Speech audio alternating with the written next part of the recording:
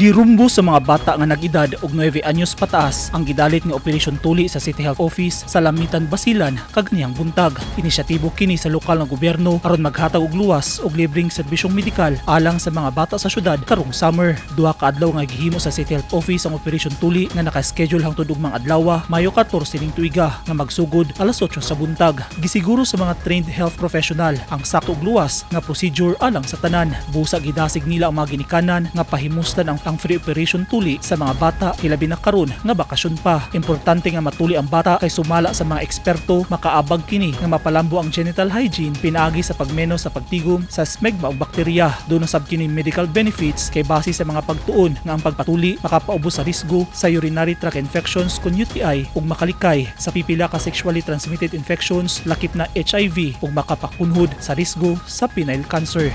Eugene Hinutan, Newsline Philippines. Stay safe.